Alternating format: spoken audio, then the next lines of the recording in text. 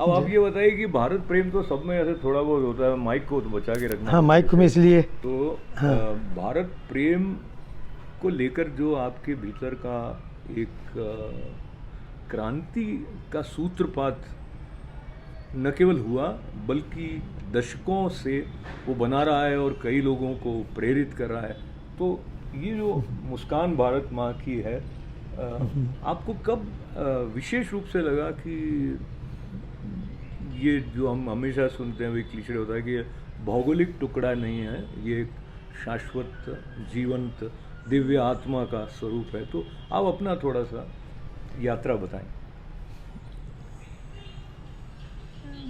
सच बात तो ये है, हम जो वर्तमान में करते हैं अब जाके धीरे धीरे समझ में आ रहा है। जैसे आपने कहा ऐसा कैसे लगा, ऐसा कैसे किया, सब प्रश्न करते हैं। तो आज से अगर आप मुझसे 20 साल 30 साल पहले कोई प्रश्न करते तो मैं आपको बताता मैं ये कर रहा हूँ, मैं ये कर रहा हूँ, मुझे ये करना है। अब इस स्टेज पे आकर जब वो मुझे बताना चाहिए मैंने ही किया, तो अब लगता है कि मैंने कुछ नहीं किया, मुझसे करवाया गया। वरना वही हम मनुष्य, हम जिस कॉलेज में पढ़े उसमें कई बच्चे पढ़ते थे, जिस घर में पैदा हुआ मेरे 2-3 भाई और भी थे, पूरा परिवार वही है, मोहल्ला वही है। तो परमात्मा को किसी न किसी को माध्यम बनाना होता है, तो उसने एक माध्यम बनाया। और जहाँ तक सवाल इन सब विषयों से जुड़ने की बात है, तो संघ के विचार रहे, पिताजी धार्मिक रहे, बचपन में सुंदरकांड पढ़ने की आदत रही, हनुमान चालीसा पढ़ते थे। तो जो बचपन से संस्कार पढ़ते हैं वो धीरे धीरे आ जाते हैं। जैसे एक कालखंड में जब बहुत छोटे थे तो पिताजी शिव तांडव स्तोत्र पढ़ते थे, तो हम बहुत छोटे मतलब 2 साल के 3 साल के, तो वो तब की स्मृति मुझे है कि वो पूजा करते थे, हम बगल में बैठते थे, बोलना नहीं आता था लेकिन वो सीखते थे। कभी कोई मेहमान आता था तो उनने कि बोल के बताओ, तो शिव तांडव स्तोत्र जैसी टूटी फूटी भाषा में बोलते थे। फिर वो बीच में ख़त्म हो गया, फिर एक जीवन में एक अलग दौर आ गया। लेकिन उसके बाद मज़े की बात है कि जब सब कुछ करने के बाद बहुत साल बाद 40-45 साल के होने के बाद में फिर एक बार अचानक शिव तांडव स्तोत्र देखा, तो वो ऐसा अंदर से उतरा जैसे कि अभी कल की बात हो। थोड़ा सा प्रारंभिक उसका बोलिए। जटाटवी गलज्जल प्रवाह पावित स्थले गलेवलंब्य लंब्यताम भुजंग तुंग मालिकाम डमड्डमड्डमन्निनाद वड्डमर्वयम् चकार चंड तांडवम तनोतु न शिव शिव जटाकटा समभ्रमभ्र मन्निलिंप निर्झरी विलोल वीचवल्लरी विराजमान मूर्धनि धगद धगद धगज्जल धनंजयाहुति कृतः प्रचंड पंच सायके। ये लंबा मतलब ये क्या क्या इसमें आपको ये इतना भी स्मरण है बाबा जी, हमारे विषय से थोड़ा सा अलग हटती है बात, पर ऐसा होता है हम सब मान कर चलते हैं कि हमारी बहुत सीमा है, इतना तो मुझे याद नहीं रहेगा। तो आपने एक तो इतना विस्तृत आपका अध्ययन है, उसके अलावा न जाने कितनी आपने पेंटिंग बनाई, कविताएं लिखी हैं, तो ये जो स्थान है ना, इसको बढ़ाने की दृष्टि से अब जो आपको सुन रहे हैं वो क्या कर सकते हैं। और आप योग में भी निष्णात रहे हैं और योगाभ्यास करने की वो जो मुद्राएं, आसन ऐसे जो कि बड़े मुश्किल है, उसमें भी मैंने आपके फोटो देखे थे जी। मैंने बताया ना आपको, जैसे आप यही चर्चा कर रहे थे कि कैसे बढ़ते गए, तो अपने आप ऐसे संयोग मिलते गए। बाद में संघ से जुड़ाव हो गया, लोगों से जुड़ाव हो गया, और जुड़ते जुड़ते फिर एक टाइम ऐसा आया कि मैं कॉमर्स में पहले एम.कॉम किया, क्योंकि पहले पढ़ाई की ऐसी छूट नहीं होती थी कि आपके पास 50 विषय हैं। गिनती के 3 विषय थे, आर्ट्स कॉमर्स साइंस, आपने भी देखा होगा। तो कॉमर्स, चूँकि राजगढ़ में कॉमर्स विषय, तो वहाँ पे कॉमर्स में एमए कर लिए। लेकिन मन में एक इच्छा थी ड्राइंग में एमए करेंगे, क्योंकि मैं पेंटर बनने लग गया था। तो वो एक टाइम ऐसा होता है जबकि आप अपने आप को सीमित करना चाहते हो, अपने आप को खुले सागर में डालना चाहते हो। अगर मान लो एक सामान्य ढंग से ज़िंदगी जीने की परंपरा होती और अगर इसको स्वीकार कर लिया होता मन में, तो किसी गांव में एक टीचर होता। पर वो परमात्मा की इच्छा थी, हमारे मन में भी था कि नहीं यार कुछ बड़ा करेंगे। तो एम.कॉम करने के बाद छोड़ के फिर घर से निकलना हो गया, वैसे संयोग बने और खाली हाथ फिर उज्जैन आ गए। तो मेरे साथ सबसे बड़ी बात ये कि खोने के लिए कुछ भी नहीं था। मतलब घर से निकले तो खाली माता जी की पेटी में 108 रुपये निकले थे और 110 रुपये करीब मेरे पास उधारी रखी हुई थी, इतनी कुल कीमत थी। 120 रुपये फीस में चले गए और 2-3-4 दिन में खाने पीने में सब पैसे खर्च हो गए। अब पास में कुछ भी नहीं था।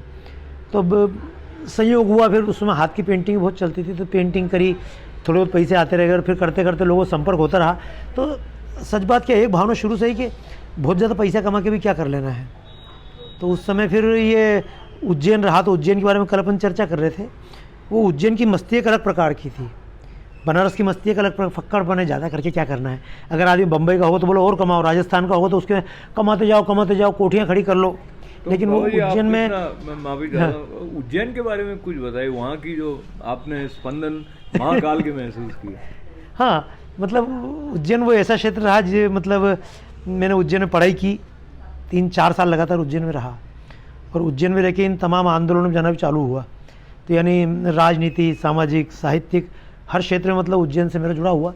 तो वहाँ क्या था, वो टाइम ऐसा था कि जैसे मैंने आपको बताया कि महाकाल के जितने एरिया हैं उसमें भांग चलती है। तो ये भांग को गलत नहीं मानते हैं, भांग खाली तो हर आदमी रगड़े छान के बैठा हुआ है, उसे कोई बहुत ज़्यादा मतलब नहीं, ज़्यादा देर काम करूँगा ज़्यादा पैसा कमा लूँ, अरे ठीक है यार बेटा आराम से। तो वो जो एक अजीब टाइप का फक्कड़पन, अल्हड़पन होता है, वो वहाँ की मिट्टी में था। और ये शायद भगवान शिव की कुछ नगरियाँ हैं, सब जगह नहीं है। जैसे बनारस में ये फक्कड़पन मिल जाएगा, उज्जैन में फक्कड़पन मिलेगा। अभी आप ओंकारेश्वर चले जाओ तो वहाँ मतलब इतना वो एक अलग प्रकार का वाइब्रेशन है ना। तो उस उज्जैन में रह के मैंने एमए भी कर लिया, किस्मत से गोल्ड मेडलिस्ट भी हो गया। उसके बाद एक मज़ेदार बात है, मैंने जिनको पढ़ाया, जिनके साथ पढ़ाई की, जिनको पढ़ाया, वो पीएससी में प्रोफेसर बन गए और मैं उसमें पीएससी में क्लियर नहीं कर पाया। तो ये सब परमात्मा की इच्छा थी। जब आप सोचता हूँ मतलब मेरे पढ़ाए पास हो गए, मैं नहीं आ पाया। अच्छा, फिर उसके बाद में नौकरी करने का होता, अगर मान लो ऐसा सहयोग नहीं होते, लेकिन राम जन्मभूमि आंदोलन चला, मैंने पेंटिंगें की, तो पेंटिंग इतनी खतरनाक थी और लिखा हुआ इतना खतरनाक था, पुलिस पीछे पड़ गई। तो फिर उज्जैन छोड़ के भग गए, तो शंकर जी के पास से गए तो राम जी ने अपने पास रख लिया हनुमानगढ़ी में। तो फिर वहाँ आपने कविताएं भी काफ़ी लिखी थी, और बल्कि भारत माता ने आपको प्रेरणा दी कई रचनाएं रचने की। किसी एक रचना की कुछ पंक्तियाँ। मतलब ये कविता जो, मैं मूलतः कवि नहीं था, इतना तो पहले बता दूं, तुकबंदी करता था। लेकिन तुकबंदी में और कविता में आप अंतर समझते होंगे ना, तो वो अंतर आपको समझ में आएगा। मैं अयोध्या आंदोलन टाइम था तो खाली तुकबंदियाँ करने की आदत थी, मित्रों के साथ बैठते थे, तो सन 85-86 से ऐसी आदत पड़ी हुई थी। वो जो उस समय की कविता में मैंने सब कागज़ अपने पास रखे हुए हैं। संयोग से एक बड़ा अच्छा काम है कि 7वीं 8वीं क्लास में मैंने चिट्ठियाँ लिखी, वो भी रखी हुई हैं। तो पुरानी मैंने कविताएं पढ़ के देखी तो मुझे लगा मैं कविता नहीं, मैं तो तुकबंदीबाज था। लेकिन अयोध्या आंदोलन में चूँकि पढ़ा हुआ विचार बहुत था, सरकार जो आरोप लगाती थी आंदोलन गलत है, मुझे लगता था आंदोलन सही है, तो वो सारे तर्क मेरे दिमाग में थे, तर्कों को उत्तर थे। तो अयोध्या आंदोलन का धीरे धीरे मंच मेरे हाथ में आया, तो मैंने उन अपनी बात को सीधा सीधा बोलने के बजाय कविता में बोलना प्रारंभ किया, गीत के रूप में। फिर सुंदरकांड में गाते थे तो मतलब एक गाने के प्रति झिझक नहीं थी। यानी मेरी लाइफ में सबसे ज़्यादा झिझक नहीं है। जैसे मैं अमेरिका में आता हूँ, अंग्रेजी बोलनी नहीं आती तो भी झिझक नहीं है, भाई गलत होगा, इससे ज़्यादा क्या होगा। और दुनिया में कौन सा आदमी परफेक्ट है, उनको तो हिंदी नहीं आती, मेरे को अंग्रेजी तो आती है।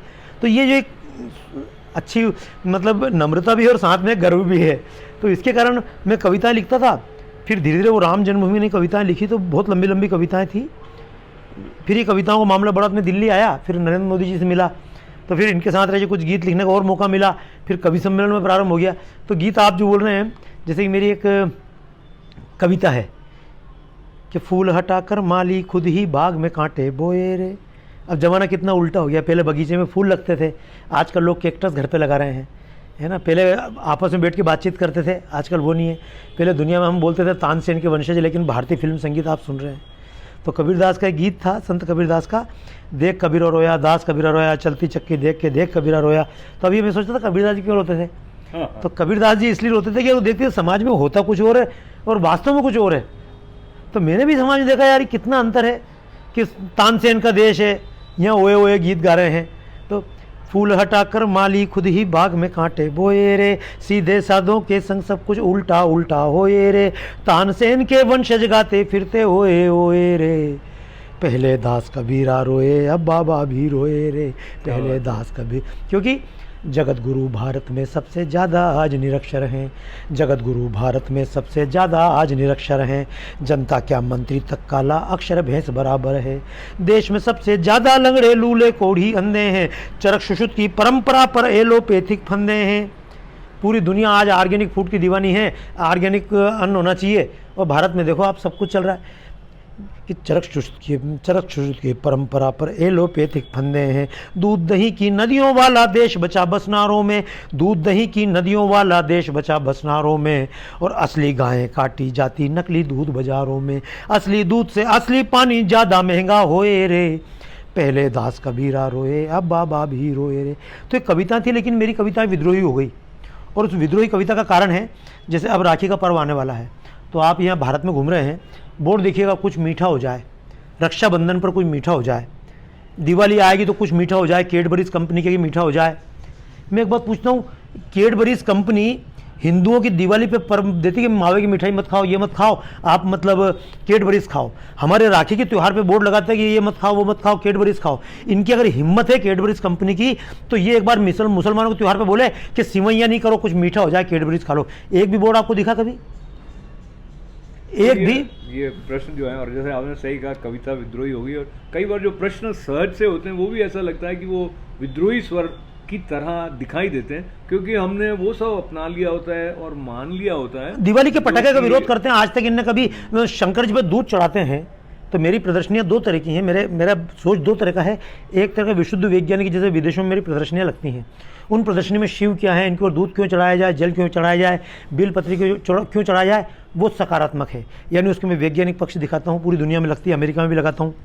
दूसरा मेरा पक्ष है, मुझे मतलब नहीं मेरी परंपरा में क्या है, तुम मेरी परंपरा पर अंगली क्यों उठा रहे हो। तो भगवान शिव पे दूध चढ़ाने की, हम अपने परंपरा में दूध बहाएं, उस पर तुमको अंगली उठाने का क्या है? क्योंकि कई बार ऐसा होता है कि एक तो मनुष्य अपने संपर्क में ऐसे लोगों को ही रखना उचित समझता है फाइल में जो कहीं काम आने वाले हो।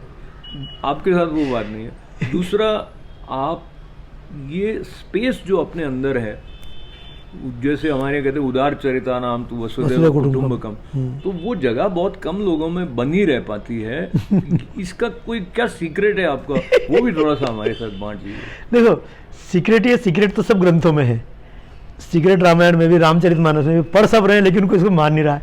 उसमें सीधा से लिखा है, मोह सकल व्याधिन कर मूला, कि सारी बुराई की जड़ जाके मोह है। अब आप मोह करोगे, अपने से मोह किया, उससे मोह किया, फिर इससे मोह किया, फिर जमीन से मोह किया, परिवार से मोह किया, शरीर से मोह किया, राष्ट्र से मोह किया, सबसे मोह किया, और जितना ज़्यादा मोह किया उतने ज़्यादा आप उसमें उलझते चले गए। तो उसमें अगर आप ये रामचरितमानस और कोई ग्रंथ पढ़ेंगे या वेद पढ़ेंगे, तो वेद वैसे तो सामान्य आदमी वेद पढ़ नहीं पाएगा, लेकिन कभी वेद की कृपा हो जाता है, वेद पढ़ लो, रामायण पढ़ लो, जितने भी ग्रंथ पढ़ लो, तो उसके अंत में सूत्र एक ही निकलता है कि भाई अपने से किसी को बड़ा मान, और जब बड़ा मानोगे तो आपको अपने आप छोटापन आ जाएगा। जैसे आप समझें कि हमने परमात्मा को माना, तो परमात्मा को माता पिता माना। देखो, कोई क्रिश्चियन बोल सकता है कि परमात्मा तो मेरा माता पिता है, क्योंकि परमात्मा का पुत्र तो खाली ईसा मसीह बोल सकता है कि परमात्मा तुम मेरे पिता हो। एक आम क्रिश्चियन बोल के बताए, नहीं बोल सकता, क्योंकि उनके मन में एक ग्रंथि बैठी हुई है, उनने अपने धर्म को सर्वोच्च मान लिया। जैसे कि आपको एक छोटा उदाहरण दे रहा हूँ, मेरे को यूँ हंसी आती है, अमेरिका ने नासा बनाया, क्रिश्चियनों ने मिलकर नासा बनाया, बहुत लोग हैं उसमें। अब नासा बनाया, अब उसके बाद मुसलमानों ने भी बड़े बड़े काम कर लिए, हवाई जहाज उड़ा लिए, लेकिन आज भी उनका ग्रंथ बोलता है कि मतलब ये पृथ्वी चपटी है, इसके एंड कोने पर जाओगे तो नीचे गिर जाओगे। वो उस व्यक्ति को मालूम है कि चपटी नहीं है, ये पृथ्वी गोल है, तभी जाकर तो चारों तरफ चक्कर लगा रहा है, लेकिन वो पृथ्वी के चारों तरफ चक्कर लगाने वाला पायलट उसी अपने ग्रंथ की बात मानकर वो ट्विन टावर तोड़ देता है। और ये बाइबल को पढ़ के लगे, ब्रूनो जो था उसके टाइम से जो ओल्ड टेस्टामेंट है उनमें लिखा कि पृथ्वी मतलब ये चपटी है और यहाँ ऐसा है, परमात्मा ने ये पहले बनाया और सूरज चांद बाद बनाया। आज भी वो लोग उस बात को मान रहे हैं। तो उनमें क्या खुद के दिमाग को विकास होने का अवसर नहीं मिला। हम भारत में रहे तो हमारे ऋषि मुनि इसलिए महान है। मैं अपने ऋषि मुनियों के लिए, देखो सीधी बात है, कोई भी आदमी को अपने माँ को कौन डाकन कहेगा, सबको अपना अपना धर्म अच्छा लगता है।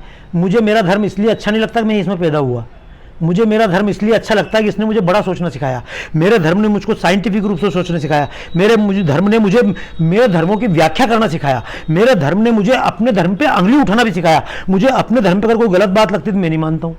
अभी मैं जब अपने ग्रंथ पढ़ता हूँ, पुराण पढ़ता हूँ, और कई बात मेरे को समझ में नहीं आती और जो चीज़ ऑथेंटिक नहीं है तो मैं बोलता हूँ गलत है, सॉरी जो गलत है तो गलत है। तो ये मैं इसलिए बोल पाता हूँ, मेरे को अपने ऋषि मुनियों ने मतलब इतनी छूट दी, तो जो इतनी छूट दी तो वो मुझे एक बात लगता है मेरा बहुत बड़ा सौभाग्य है। मैं अगर मुस्लिम बन के पैदा हो जाता तो मुझे कुरान पे अंगली उठाने का, ये जो झूठ बात लिखी उसको अंगली उठाने का मौका नहीं मिलता, लेकिन मुझे इस धर्म में पैदा होने का परमात्मा ने अवसर दिया है ना। और इसमें इतने बड़े बड़े महान लोग हुए। जैसे अब मैं आपको एक बात बताऊँ, आप कहेंगे नाम कहाँ से होगा। मैं प्रदर्शनी लगाई वेस्ट इंडीज़ में, उसमें किसी वेद की प्रदर्शनी जब मैंने बनाई थी उसमें नीचे नाम नहीं लिखा, पेंटिंग पर 100 पेंटिंगें थी, किसी पर नाम नहीं लिखा।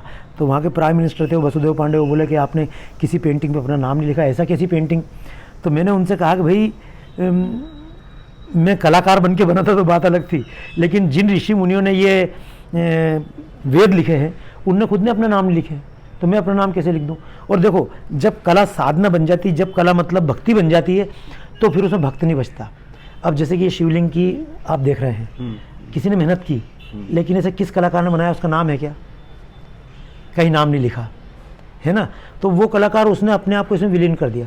ये तो आप चलो इसको तो आप देख के बोल देंगे तो शिवलिंग के मजदूरों ने बनाया।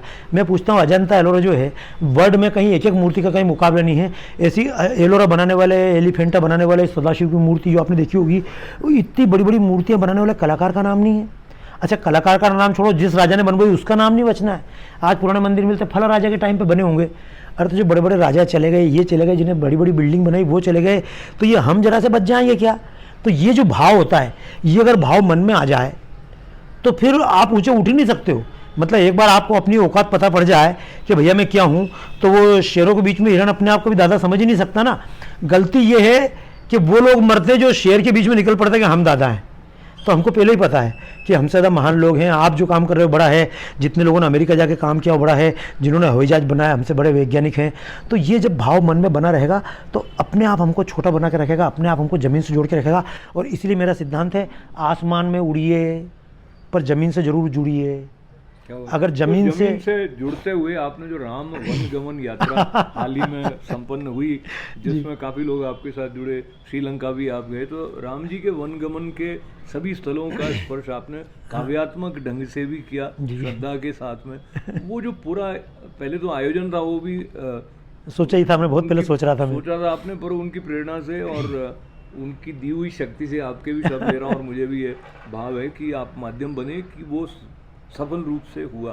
पर उसके साथ साथ जो अनुभूति आपको हुई, इतने स्थल जो आपने बहुत पढ़े होंगे, कभी शायद कुछ जगहों पर पहली बार भी आप गए होंगे, तो क्या विशेष भाव आपका इस यात्रा के समापन के बाद? मतलब उसका स्थल जो आपने बोला ना, सब जगह जा चुका था।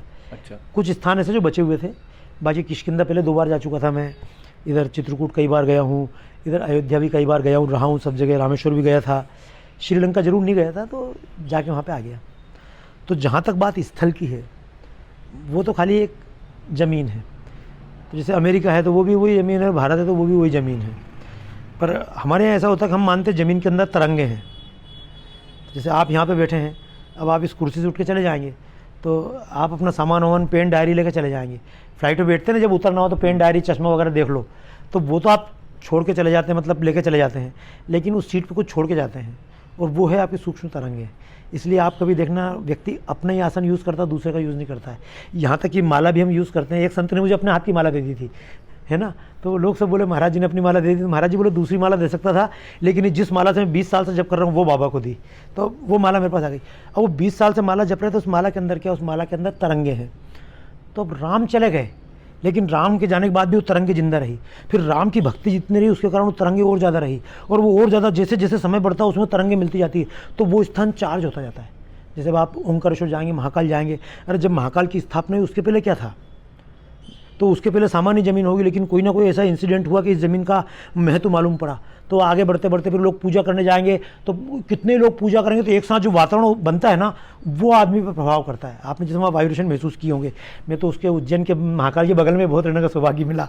तो ये क्या होता है कि हम जब उन स्थानों पर गए तो देखे हुए मेरे स्थान थे, लेकिन उन स्थानों पर जब राम के नाम से हम निकले और जो लोगों में उत्साह दिखा, मतलब हम सोचते थे साउथ में राम जी की बात कर जाए, वहाँ तो हिंदी का विरोध करते हैं, वहाँ हमको कौन घुसने देगा, यहाँ आगे कौन बढ़ने देगा। तमिलनाडु है, कर्नाटक, हम एक शब्द नहीं जानते हैं, हम उड़ीसा का भाषा का शब्द नहीं जानते, फिर कैसे काम चलेगा।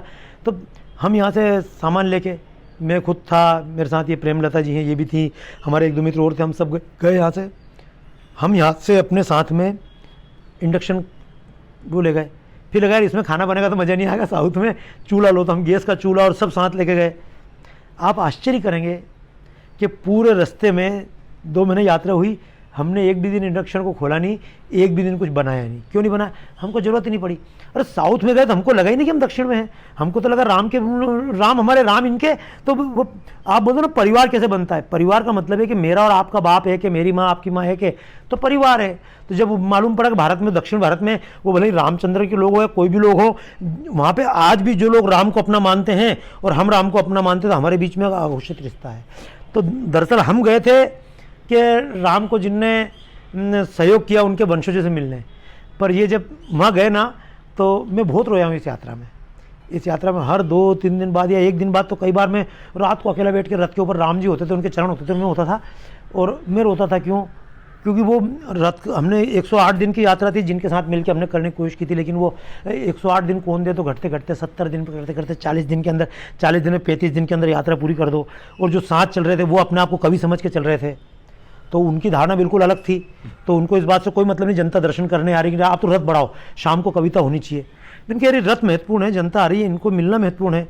तो वो उस चक्कर में हमको रथ को भगाना पड़ता था। अब वो जनता क्या पता कहाँ से आती थी, हमको पता नहीं कैसे प्रचार हो गया, जनता आ रही है और जब वो रथ के सामने लोग खड़े तो मैं उनको धक्का दे रहा हूँ उधर से, अगर धक्का नहीं दोगे तो आगे। वो बोले एक क्षण के लिए देख लें, तो एक बार के लिए दरवाजा खोल दो। अब हम एक बार दरवाजा खोल के उसको बंद करें तो इतने में 2 मिनट लग जाता है, 2 मिनट के लिए आगे चक्कर पड़ जाएगा। तो हर जगह लोग धक्का देते तो तुम आगे हटो, तुम आगे हटो, राम जी को निकाल के। तो मैं रोज रात को रोता था, मैंने कि राम जी मतलब क्यों मेरे से पाप करो रहे हो, तुमको देखने लोग इतनी दूर दूर से आ रहे हैं और हम तुमको धक्का दे के ले जा रहे हैं। तो ये सारी भावना थी ना, हमको लग रहा था यात्रा हम निकाल रहे हैं और हमको लगता था हम राम जी को लेके जा रहे हैं। लेकिन जब ये पूरी यात्रा रास्ते में पहुंची तमिलनाडु से निकल के, तो ये सारी भावना ख़त्म हो गई। फिर हमको लगा राम जी हमको अपनी गोदी में बिठा के अयोध्या की ओर ले जा रहे हैं।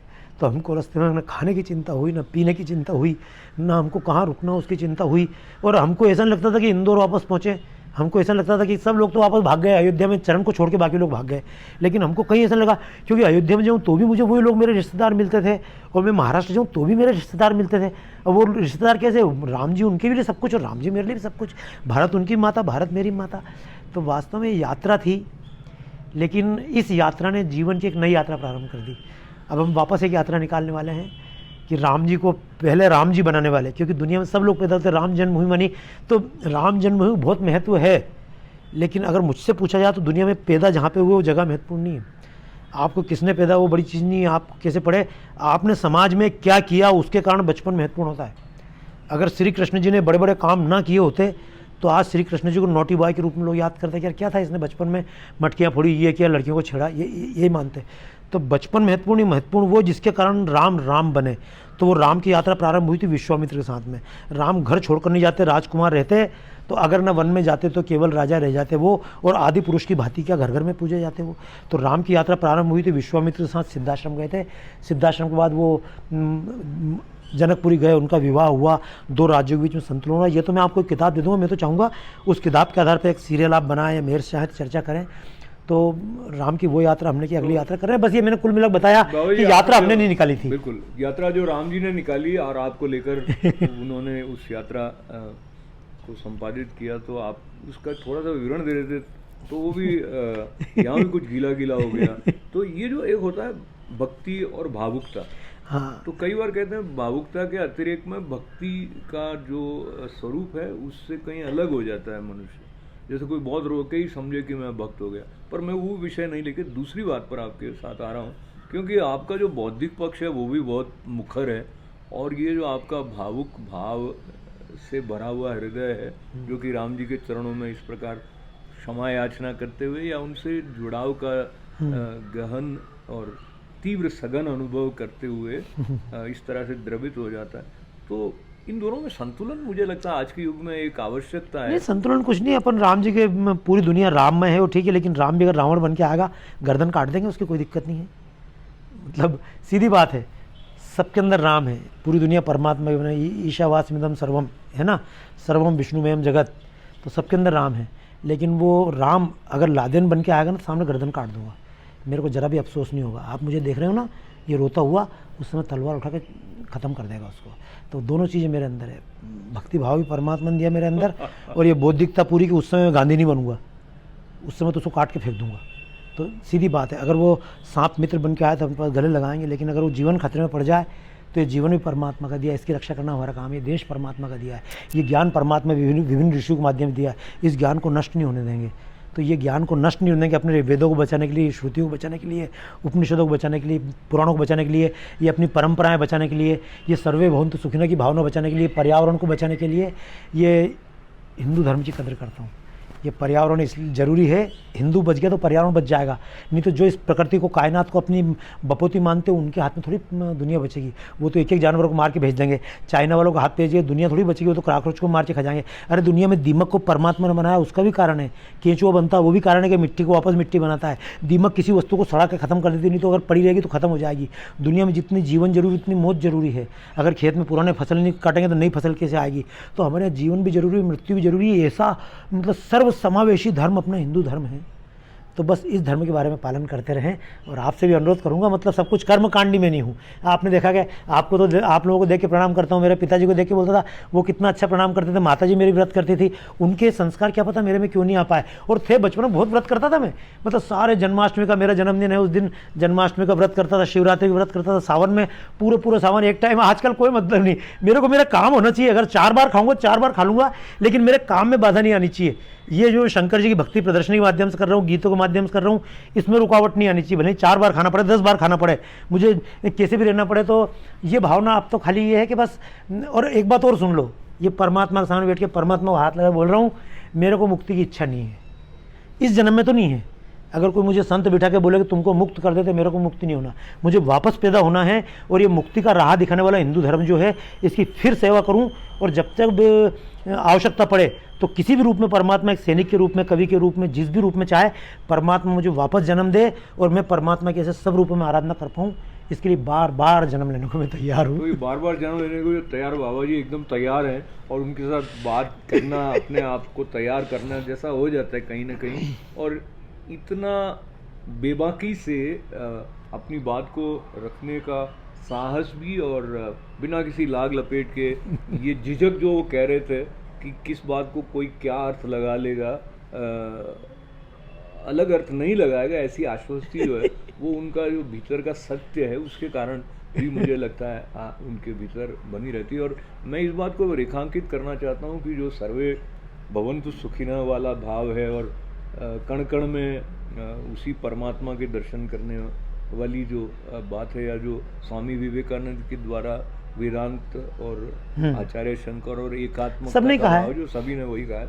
तो उस सब के बिना न तो पर्यावरण संरक्षण रहेगा और न एक दूसरे को अपनाने वाला इस तरह का भाव बना रहेगा। इसलिए भी सिर्फ भारत के लिए नहीं बल्कि पूरे विश्व के लिए, विश्व शांति की दृष्टि से सनातन परंपराओं को समझना, उनका सम्मान करना और उनका निर्वहन करना निश्चित रूप से आवश्यक है। और उसमें इनकी जो वाणी है वो ऑलरेडी एक महत्वपूर्ण भूमिका निभा चुकी है और आगे आगे निभाए। आपको बहुत शक्ति मिले। और आपके साथ बात करना सदैव आनंद की बात होती, विशेष करके आपकी गादी पे आके भारत माता के चरणों में बैठ के ये जो थोड़ा संवाद का अवसर हुआ, ये भी अनायास महाकाल की कृपा से, गुरु कृपा से ऐसे प्रकट हो गया। आपका स्वागत करता हूँ भारत में। मैं हर बार चर्चाएं होती, कभी मिल नहीं पाता हूँ, लेकिन इस बार आप आए तो मेरे लिए सौभाग्य का विषय। और जो इंटरनेट पे बात करते हैं वो एक अलग स्पंदन होता है, लेकिन सामने सामने बैठ के बात अलग हो जाती है।